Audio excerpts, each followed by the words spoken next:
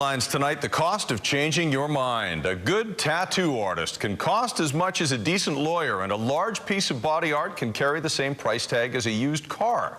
So you want to make sure you ask a lot of questions before committing. And while if you do change your mind, it can be removed, as Claudia Kwan explains, it can take just as long and cost just as much as getting it done in the first place.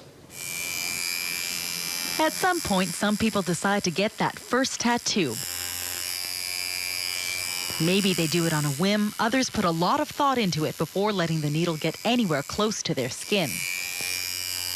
It's kind of like when I got my first earring. It felt like I'm complete.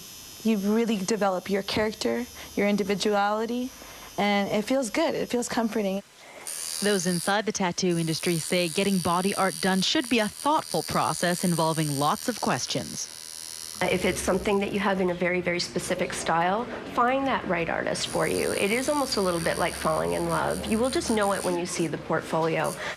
Doctors say they still see cases of amateur tattoo work. Anyone can order the equipment over the internet. Rushing into a tattoo, even from a so-called professional, can lead to immense regret. Work so bad it turns you into a laughingstock. From portraits that didn't work out to ill-advised facial tattoos, bad body art can have serious consequences. I would suggest if you are going to have a tattoo, it's better to have it in a place that it can be covered up if you need to.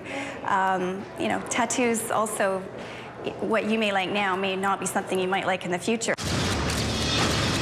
In the case of Brian Widner, he did a drastic about-face. The white supremacist turned his back on his old ways, but all people could see were his neo-Nazi facial tattoos. Basically became a skinhead at the age of 14. It took 25 excruciating treatments over the course of more than a year to give him a new outlook on life. No, it hurts like hell. It's all part of the process.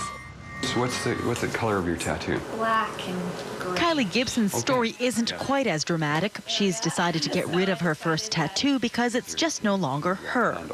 I no longer like it. It's not a particular style that I'm very into for myself anymore.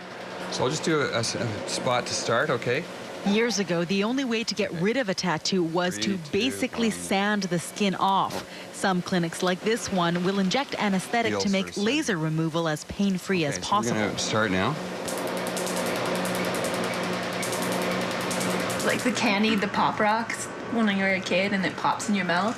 It feels like someone threw that on my back and they're just kind of exploding, and it doesn't really hurt, but you can just feel like little ding, ding, ding.